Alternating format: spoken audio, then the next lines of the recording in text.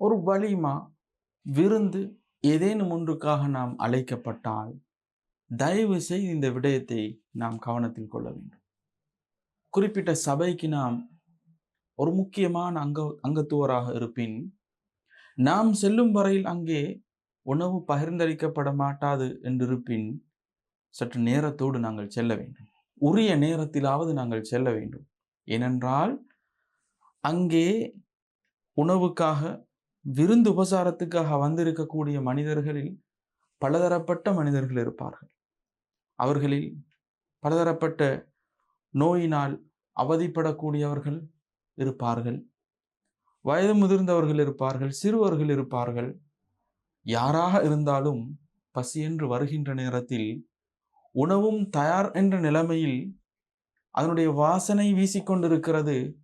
ஆனால் அழைக்கப்பட்ட முக்கிய விருந்தாளி இன்னும் வந்து சேரவில்லை என்ற காரணத்தினால் அந்த விருந்தை ஏற்பாடு செய்தவர்கள் ஒருபோதும் என்ன செய்ய மாட்டார்கள்? உணவை வைத்து விட மாட்டார்கள். இது சிலர் இன்று வளமையாக கடைபிடித்து வரக்கூடிய ஒரு செயலாக மாறிவிட்டது. தான் அழைக்கப்பட்ட முக்கிய விருந்தாளி என்றிருப்பினும் பல உத்தியோகங்கள், பல வேலை பொருட்கள் அந்த நேரத்தில் அவைகளை வைத்துக்கொண்டு தாமதமான நிலைமையில் சபைக்கு வரும் பொழுது பிற மக்கள் முகம் சுளிக்கிறார்கள். கண்ணியத்துக்குரிய அல்லாஹ்வின் நல்லடியார்களே,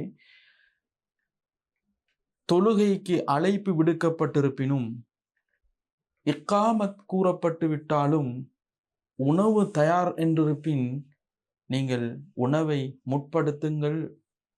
தொழுகையை நீங்கள் நிதானம் பேணி தொழுவதற்கு என்று சொல்லக்கூடிய மார்க்கத்தில் அதை பின்பற்றி ஒழுகக்கூடிய முஸ்லிம்களாக மேற்சொன்ன விடயத்தில் நாங்கள் கவனம் செலுத்துவோம்.